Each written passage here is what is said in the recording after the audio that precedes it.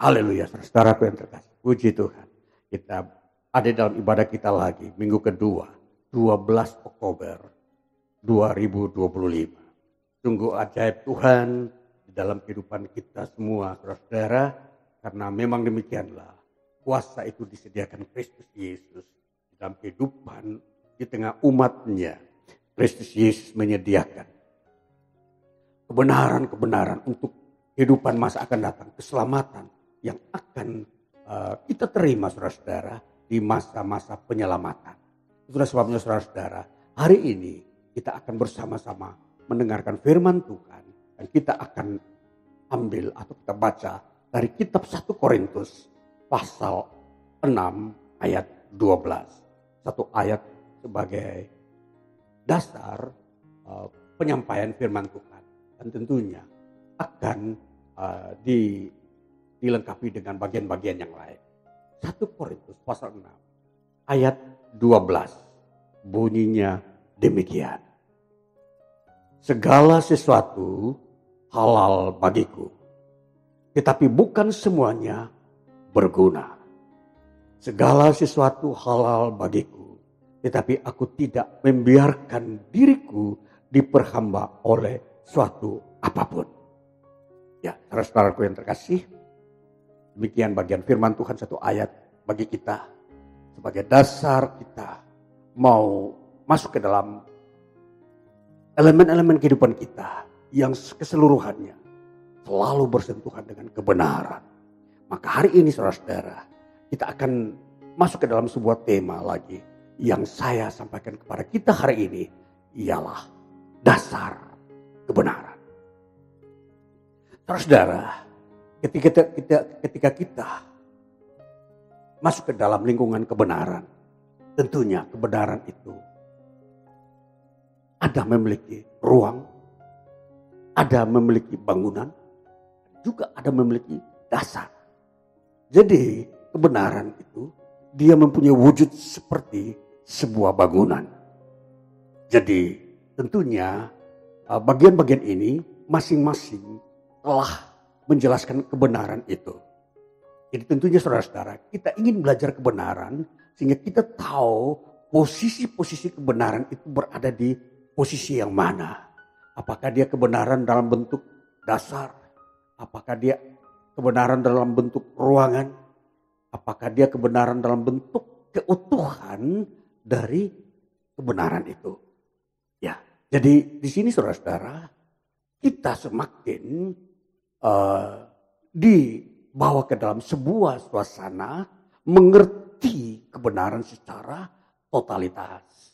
Tetapi kali ini saudara-saudara, kita akan masuk ke dalam lingkungan yang disebut dasar kebenaran.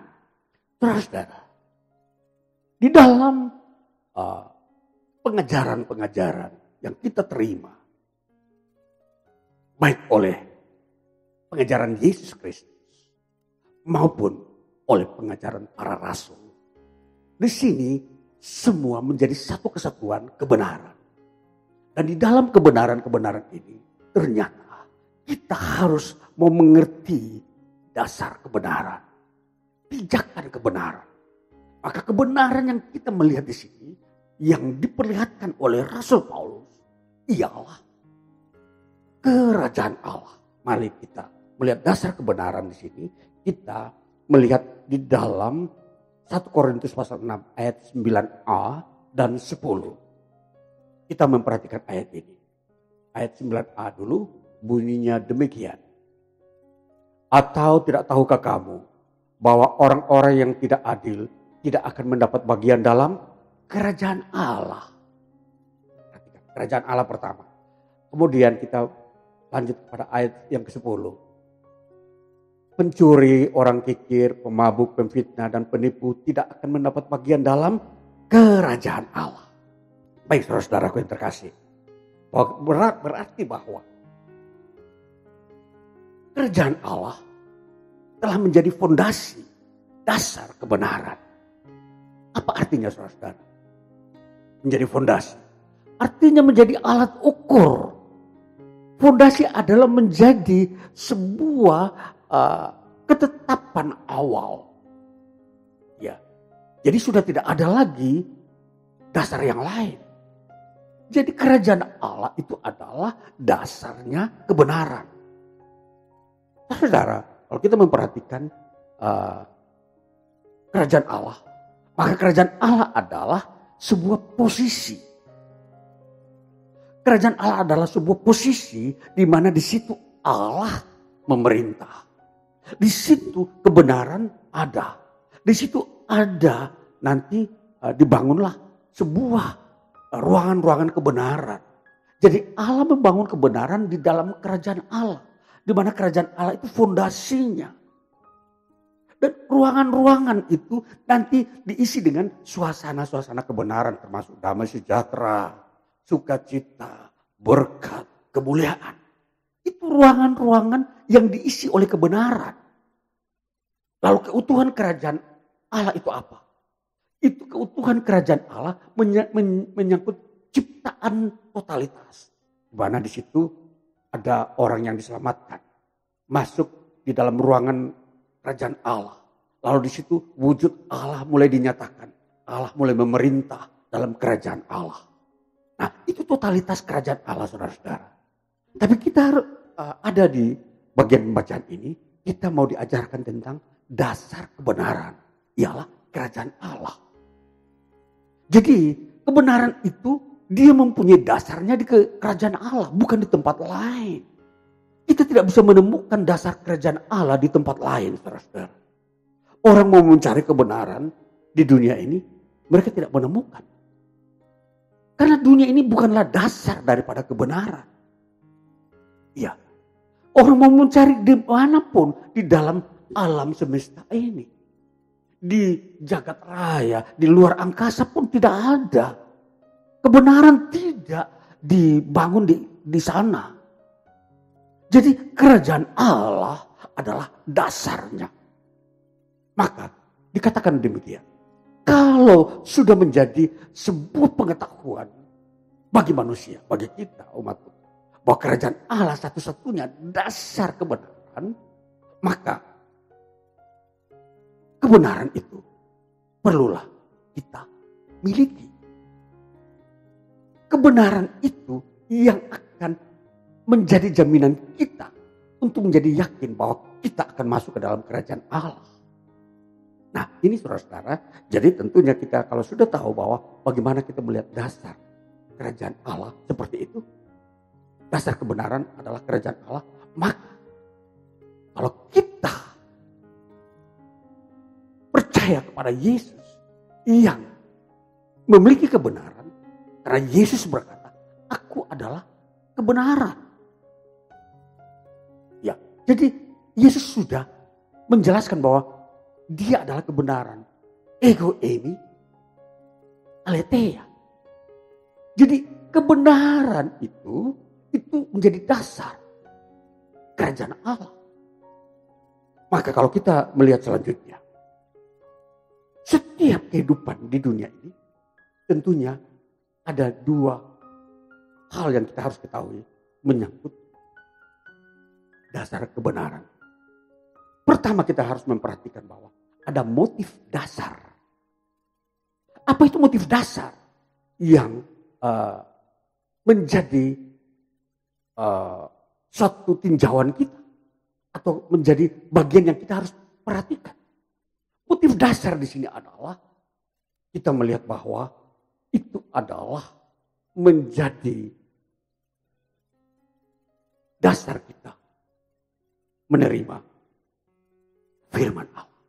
Motif dasar yaitu di dalam hati nurani kita.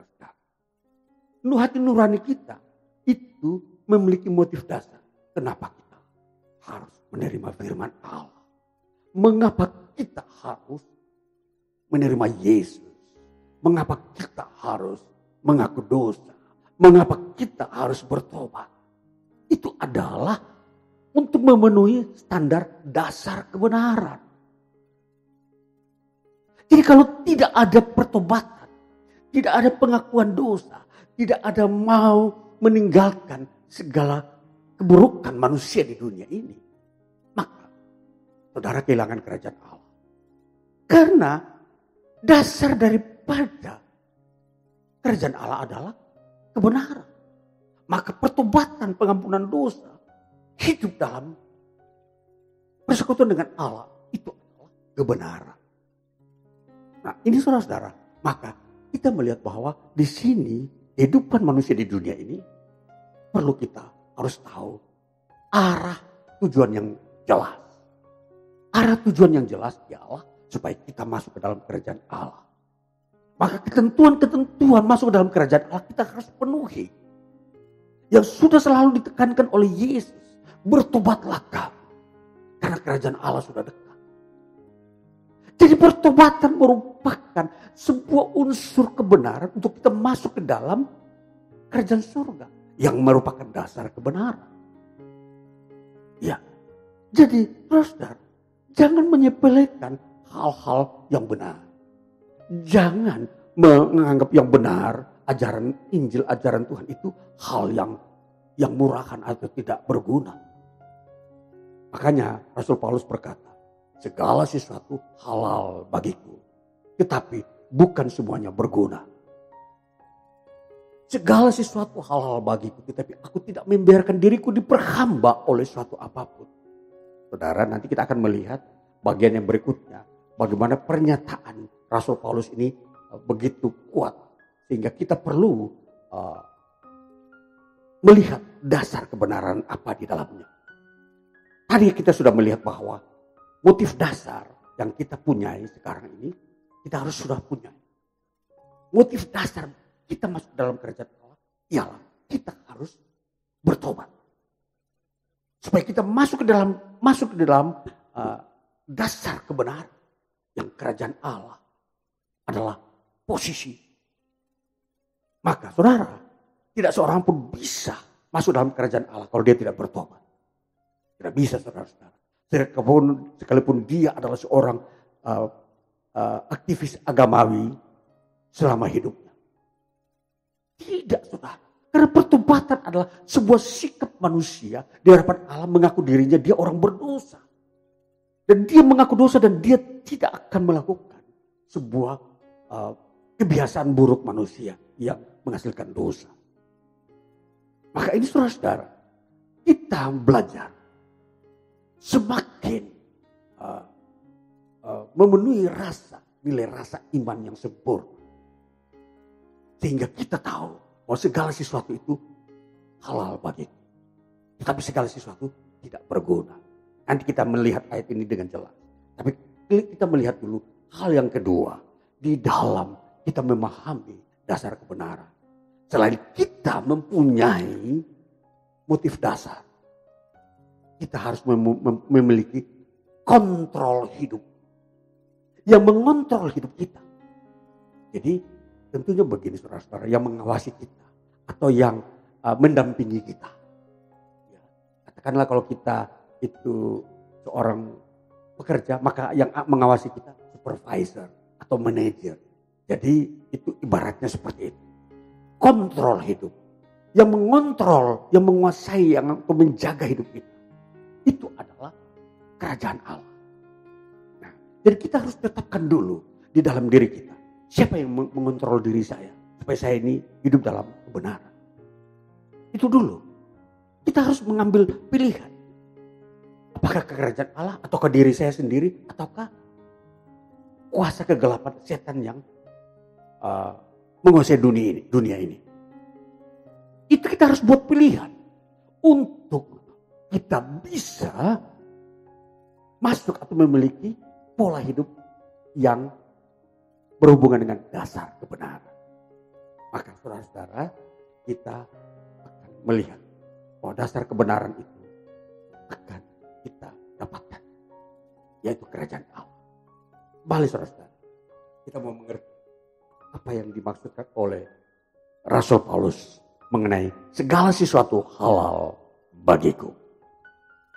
Segala sesuatu itu berarti segala yang ada di bumi ini. Segala sesuatu, apa itu? Termasuk makanan, termasuk pernikahan, termasuk pekerjaan, termasuk status kepercayaan atau status sosial atau status-status uh, di dalam lembaga pemerintahan. Yang kelima, kondisi-kondisi ketidakadilan dan kerugian. Dan yang terakhir adalah kekayaan. Itu menyangkut segala sesuatu, saudara-saudara. Alkitab mencatat segala sesuatu begitu luas di dalamnya. Dan kita mau melihat tadi makanan.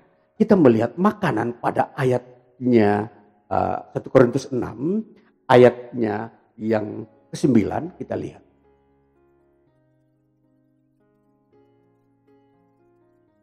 Atau tidak tahukah kamu bahwa orang-orang yang tidak adil tidak akan mendapat bagian dalam kerajaan Allah? Itu ya, saya lewatkan dulu ayat 13. Makanan adalah untuk perut dan perut untuk makanan.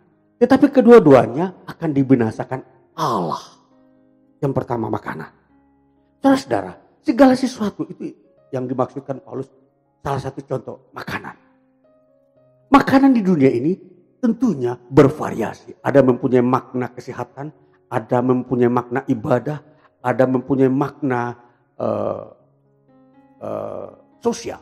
Artinya dia mempunyai dasar strata atau makanan yang bergengsi ya. Contoh kalau kita zaman sekarang, orang tidak sembarang makan makanan kalau dia memang orang bergengsi. Kalau dia pejabat, dia tidak mungkin makan makanan yang dimakan oleh orang biasa. Ini menyangkut makanan, saudara-saudara. Ada makanan yang berurusan dengan, makanan ini tidak boleh karena dilarang oleh kepercayaan. Ada orang bilang, makanan ini saya tidak boleh makan karena mengganggu kesehatan. Nah, 3 unsur ini, saudara-saudara, ini seringkali menjadi dasar pegangan orang untuk menurutinya atau melakukan kaidah hukum-hukum di dalamnya. Menyangkut makanan, saudara. Itulah sebabnya seringkali terjadi ada konfrontasi antara orang dengan orang karena faktor makanan. Segala sesuatu. Nah, seringkali ada orang berseteruan karena dia memakan sesuatu karena menurut kepercayaannya dia tidak boleh memakannya. Dan kemudian ada orang juga menentang orang lain atau tidak bersahabat atau tidak bergaul dengan orang tertentu karena dia makan makanan yang bertentangan dengan kesehatan. Dan ada orang tidak cocok. Dia tidak mau makan itu karena mengganggu kesehatan. Sehingga ada orang punya kesenangan makan itu, akhirnya mereka tidak bersahabat. Menjadi sebuah masalah. Dan seperti yang ketiga, ada makanan yang diperuntukkan untuk strata sosial atau pejabat. Nah, kadangkala makanan-makanan ini menjadi konfrontasi di dalam atau pergulatan atau pertentangan antara satu dengan yang lain. Dan ini mengakibatkan apa, saudara? Ini mengakibatkan banyak orang tidak bisa melihat dasar kebenaran. Apa dasar kebenaran yang kita harus pakai terhadap makanan? Kalau makanan yang kita makan itu tidak membawa kita keluar dari kerajaan Allah, tidak salah, kita makan. Kalau makanan itu membuat seseorang tidak masuk dalam kerajaan Allah, ya memang tidak perlu dimakan. Ya, kita perhatikan ada beberapa perihal soal makanan. Jadi ada makanan yang telah dipersembahkan kepada berhala-berhala dan itu sudah diketahui dan itu tidak perlu dimakan. Itulah salah satu bentuk ada makanan walaupun itu isinya atau menunya adalah menu para pejabat, para kerajaan, orang-orang kaya, tidak perlu dimakan karena telah dipersembahkan kepada berhala. Nah, itu ada salah satu contoh bahwa tidak perlu memakan. Jadi yang kedua, kita perhatikan bahwa kalau kita memakan sesuatu tetapi tidak menghambat kita keluar dari kerajaan Allah, makanlah walaupun itu bertentangan dengan kesehatan, bertentangan dengan struktur sosial atau bertentangan dengan ajaran kepercayaan. Ya, Barangkali ada yang mengatakan begini. Kalau orang Yahudi punya ajaran tidak boleh makanan-makanan yang haram. Seperti tidak boleh makan yang berkuku belah, burung, dan binatang-binatang yang merayap. Itu ada strukturnya. Jadi dikatakan di situ, itu menjadi aturan agama.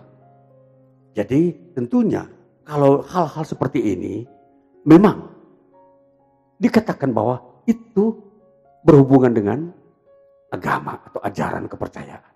Jadi contoh, ular tidak boleh dimakan, babi tidak boleh dimakan, burung unta tidak boleh dimakan.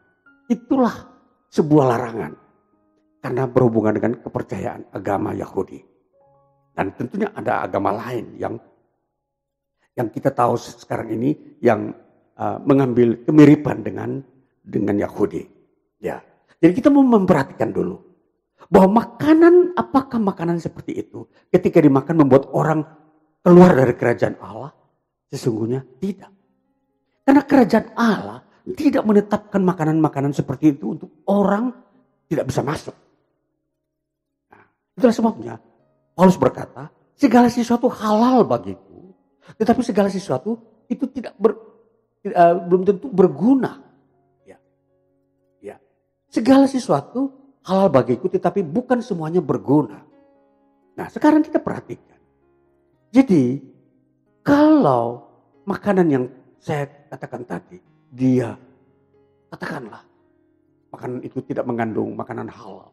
Tapi itu makanan para pejabat yang mempersembahkan kepada berhala. Apakah itu boleh dimakan? Ya boleh, tapi tidak berguna.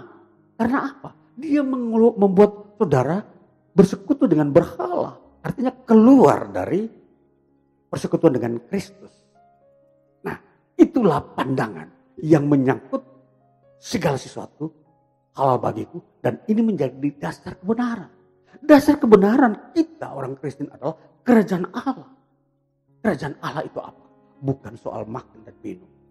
Karena makan dan minum atau tubuh itu akan binasa. Ayat yang sudah dijelaskan tadi, ayat 13. Makanan adalah untuk perut dan perut untuk makanan. Tetapi kedua-duanya akan dibinasakan Allah. Dibinasakan makanan itu dan tubuh yang menampung makanan itu. Perut itu binasa. Tetapi yang tidak binasa apa? Kerajaan Allah. Apa itu? Ya kita sudah tahu bahwa dasar kebenaran Allah adalah kita percaya kepada Yesus.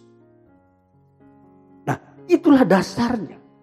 Jadi ketika percaya kepada Yesus, itu menjadi dasar kita masuk dalam kerajaan Allah. Itu dasar kebenarannya. Maka apapun yang saudara makan, ya, apapun yang saudara makan di dunia ini, itu sebenarnya halal. Ya, halal. Tidak ada yang haram.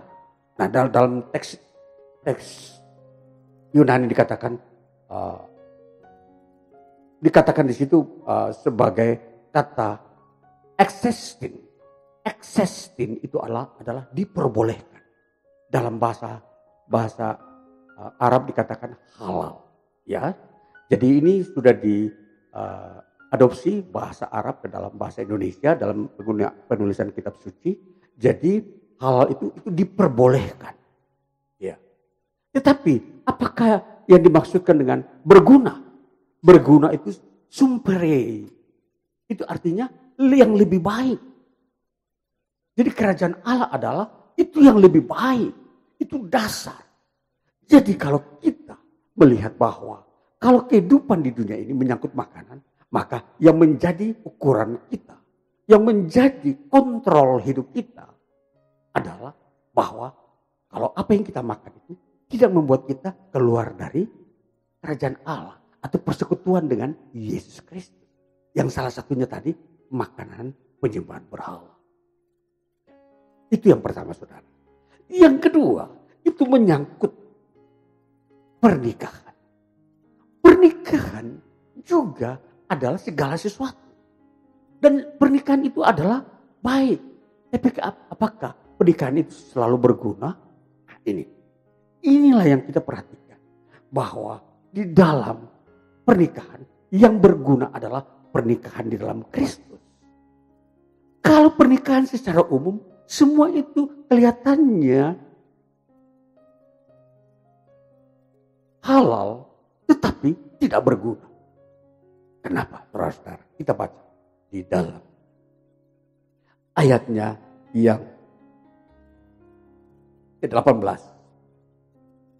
Jauhkanlah dirimu dari percabulan. Setiap dosa lain yang dilakukan manusia terjadi di luar dirinya. Tetapi orang yang melakukan percabulan berdosa terhadap dirinya sendiri. Melakukan segala sesuatu itu baik. Pernikahan itu baik. Tetapi pernikahan di luar Kristus itu menjebak manusia kepada percabulan. Nah, inilah yang tidak baik. Makanya kontrol yang mengontrol hidup kita agar kita masuk dalam kerajaan Allah mengenai pernikahan. Bahwa menikah itu hanya sekali. Setelah itu, kalau ada orang melanggar itu, maka dia telah melakukan percabulan. Maka dia telah keluar dari dasar kebenaran. Maka ini perhatikan saudara. Maka disinilah perlu banyak orang yang harus bertobat. Kalau saudara ingin tetap dalam kerajaan Allah, bertobat, tinggalkan sikap-sikap pola hidup percabulan. Inilah yang disebut berguna. Makanya Tuhan menuntut manusia banyak harus bertobat. Karena dosa dalam pernikahan, khususnya percabulan, itu sudah merajalela di muka bumi. Ini telah menjadi budaya, saudara. Percabulan itu telah menjadi budaya bangsa-bangsa, suku-suku bangsa di muka bumi. Maka dasar kebenaran agar kerajaan Allah manusia bisa memasukinya, mereka harus bertobat. Maka dikatakan di dalam ayat ini, di dalam 1 Korintus pasal yang ke-6 ini dikatakan begitu kuat mengenai pertobatan dari dosa-dosa percabulan ini. Lalu kita melihat, saudara, dikatakan pada ayat yang 9b, jangan sesat, orang cabul, penyembah berhala, orang berzina, banci, orang pemburit, pencuri, orang kikir, pemabuk, pemfitnah, dan penipu tidak akan mendapat bagian dalam kerajaan Allah. Nah, itulah sebabnya, saudara, pertobatan merupakan jalan satu-satunya manusia masuk ke dalam kerajaan Allah.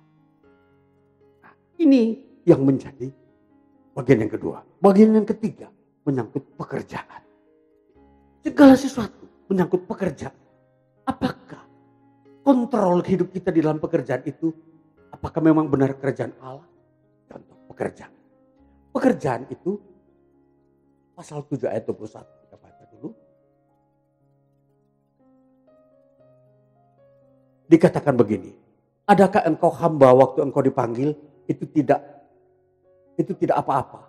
Tetapi jikalau engkau mendapat kesempatan untuk dibebaskan, pergunakanlah kesempatan itu. Ya, kita melihat pekerjaan, ada orang sebagai hamba, ada orang sebagai tuan atau juragan. Karena pekerjaan, kalau kita melihat pekerjaan di sini ada hubungannya dengan ayat pasal 6 ayatnya ke pasal 6 ayatnya yang saya baca dulu. Ayat 8 dulu kita melihat. Ayat 10 ya. Pencuri, orang kikir, pemabuk, pemfitnah, dan penipu tidak akan mendapat bagian dalam pekerjaan Allah. Dalam kerajaan Allah.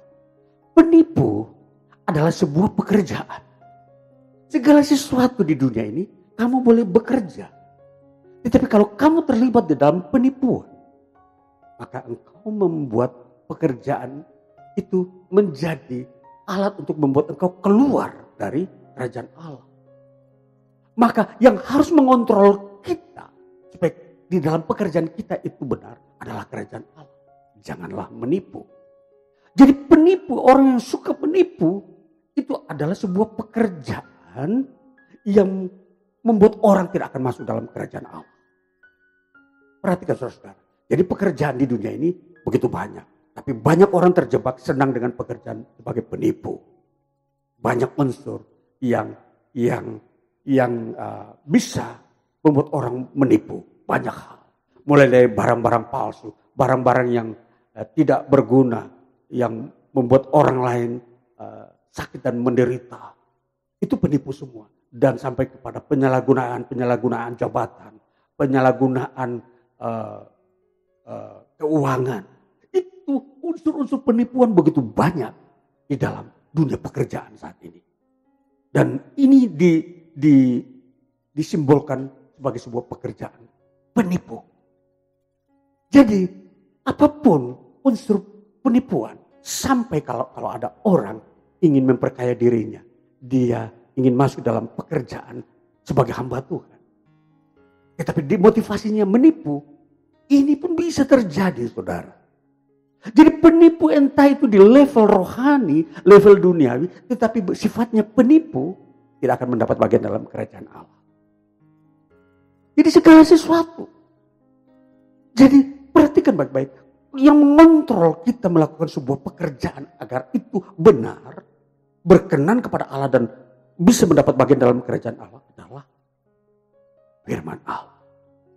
Jadi kalau tipu-tipu, jangan harap masuk kerajaan Allah. Iya. Jadi perhatikan saudara-saudara baik-baik. Ada orang, kita perhatikan dalam kisah para rasul, ada orang yang tukang sihir bernama Simon ingin membeli kuasa Roh Kudus dengan uang. Dan itu sebuah gejala tipu-tipu. Saudara, jadi perhatikan bahwa dalam dunia pekerjaan pun segala sesuatu ini harus dikontrol oleh kerajaan Allah. Kalau saudara ingin masuk surga. Dalam dunia pendidikan pun sama. Apa tujuan saudara bersekolah? Tujuannya untuk saudara mengerti pengetahuan. Bukan untuk melakukan kejahatan. Itu seperti itu, saudara. Jadi dunia ini perlu dibersihkan. Kalau ingin masuk dalam kerajaan Allah. Saudara-saudara, kalau ingin masuk dalam kerajaan surga, bersihkan diri saudara benar-benar. Dari unsur dunia ini, dari segala sesuatu di dunia ini yang sudah tercemar. Iya, jadi perhatikan, jadi dasar kebenaran di sini adalah kerajaan Allah. Jadi tidak sembarang orang masuk dalam kerajaan Allah. Tidak. Karena dia berkata saya golongan agamawi. Tidak. Karena dasar perbuatannya diperhatikan. Kalau dia terus bergelut dengan tipu-tipu, tidak akan mungkin. Terus dengan pencemaran. Iya. Tidak akan mungkin. Terus kita melihat ada yang berikut. Status kepercayaan.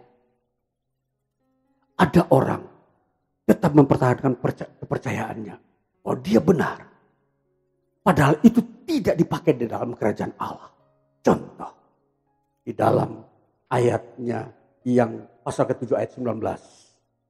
Saya akan baca pasal 7 ayat 19 bunyinya demikian. Sebab bersunat atau tidak bersunat tidak penting. Yang penting ialah mentaati hukum-hukum Allah.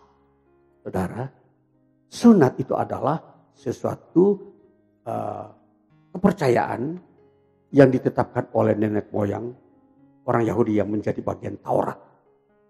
Itu salah satu representasi, perwakilan daripada seluruh ajaran-ajaran yang ada di dunia. Jadi sunat adalah salah satu bentuk ajaran. Tetapi ada ajaran-ajaran lain yang dipegang oleh banyak orang di dunia ini yang membuat mereka tetap mempertahankannya. Sehingga mereka itu tidak mau meninggalkannya dan tetap menolak Kristus. Nah ini saudara-saudara, ini status kepercayaan namanya. Segala sesuatu. Jadi segala sesuatu ketika kita melihat ada orang terjebak dengan status kepercayaan. Lalu dia menolak kerajaan Allah demi status percaya. Yang di dalamnya disebut adat istiadat. Jadi adat istiadat, sunat itu adalah adat istiadat orang Yahudi. Dan adat istiadat itu banyak di suku bangsa di muka bumi. Dan itu yang membuat orang tetap bertahan. Dia tetap menaati adat istiadat suku bangsanya. Tapi dia menolak kerajaan Allah. Kenapa?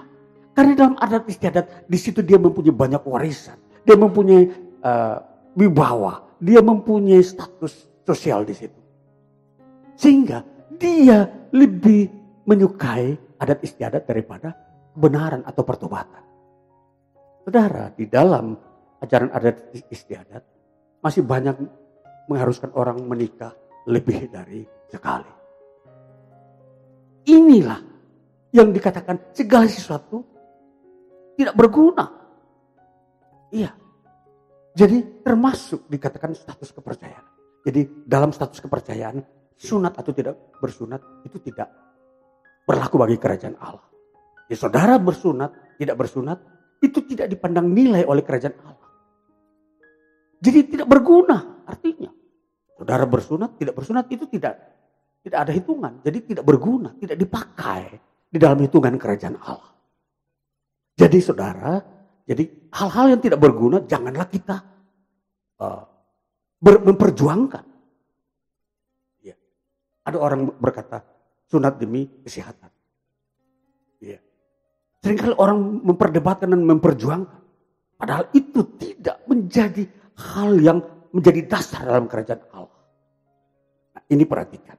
Jadi kemudian yang kelima adalah menyangkut kerugian atau ketidakadilan. Kita baca 1 Korintus 6 ayat 7b.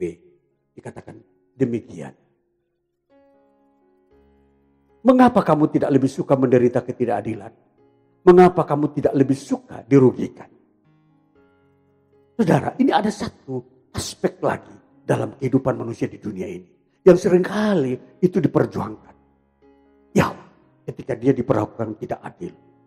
Dia menjadi orang yang garang. Menjadi marah dan ingin balas dendam. Saudara, ketidakadilan. Diperlakukan tidak adil. Contoh, hak-hak saudara. Oh, seharusnya saya ini mendapat bantuan tetapi tidak dapat. Itu salah satu unsur ketidakadilan. Tetapi ada orang menganggap itu sesuatu yang begitu berharga sehingga dia harus garang dan marah dan mengamuk ingin menuntut keadilan itu. Padahal hal-hal seperti itu tidak dibutuhkan dalam kerajaan Allah. Ketika gaji saudara dipotong tanpa sepengetahuan saudara, saudara mulai merasa diperlakukan tidak adil. Ini seringkali orang mengambil kasus ini sebagai sebuah kasus yang menghebohkan dan menghancurkan kehidupan manusia. Padahal sepele. Ya, ini saudara-saudara, hal yang tidak berguna dalam kerajaan Allah tidak perlu dibela atau diupayakan. Ya. Kemudian dikatakan mungkin ada orang diperlakukan rugi. Ya, dia rugi. Katakanlah ada orang meminjam uang daripadanya tapi tidak dikembalikan. Dia merasa dirugikan. Dia lalu membuat sebuah pengadilan. Lalu kemudian terjadilah sebuah perseteruan. Ini pun bagi kerajaan Allah tidak ada gunanya, saudara-saudara.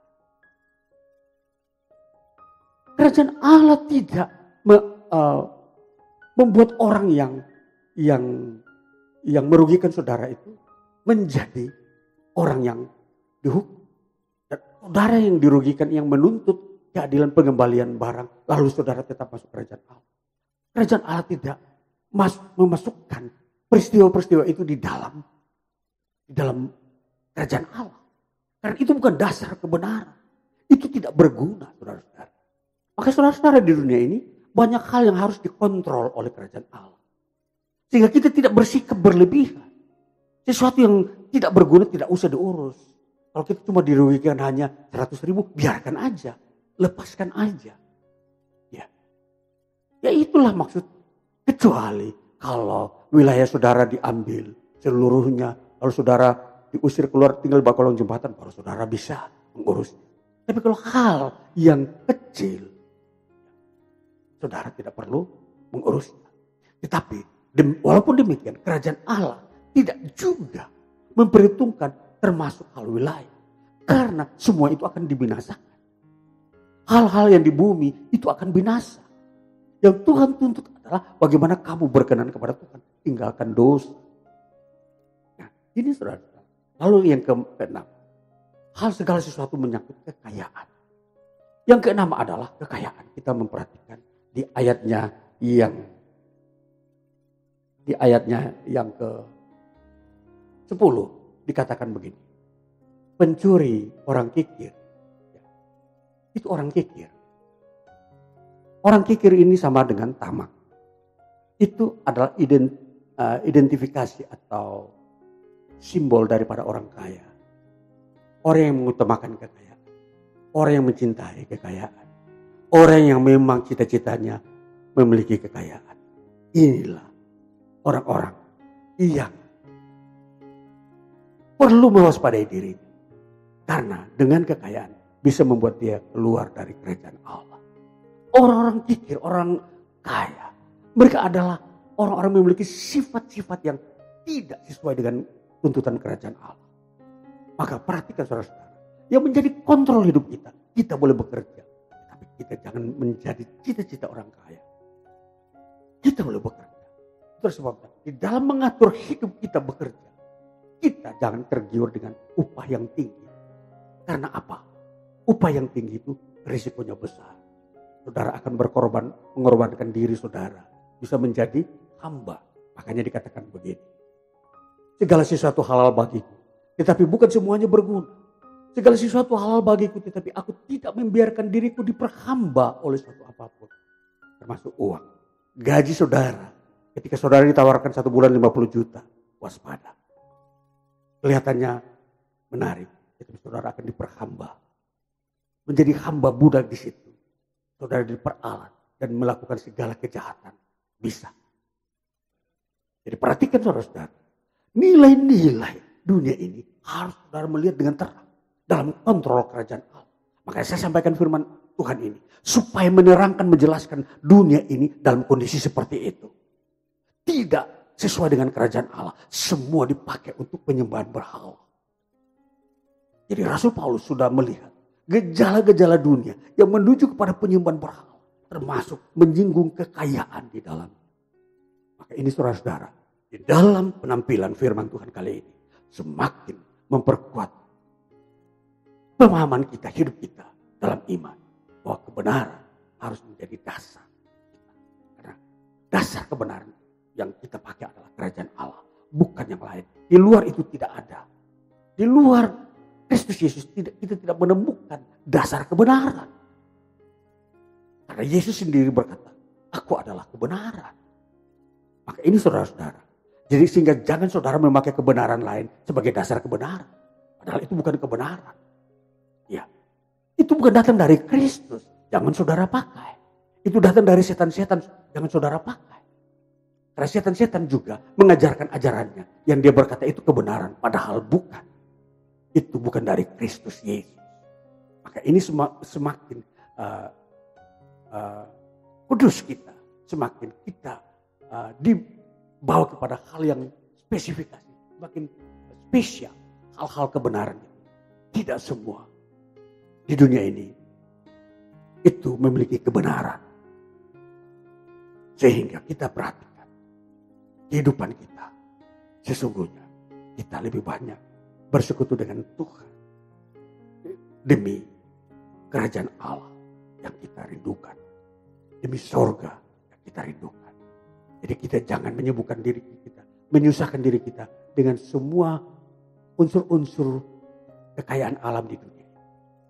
Kalau Tuhan sudah memberi berkat kepada saudara, cukuplah, peganglah itu dengan baik. Jangan meninggalkannya demi untuk mendapat yang lebih banyak. Karena itu akan membuat saudara jauh keluar dari persekutuan dengan Kristus Yesus. Maka dengarkanlah firman Tuhan ini dengan baik-baik. Dan bentuklah pribadi saudara di dalam hidup ini. Supaya saudara kuat dan tidak bergoyah dari kebenaran. Tuhan Yesus memberkati. Haleluya. Amin. Puji Tuhan.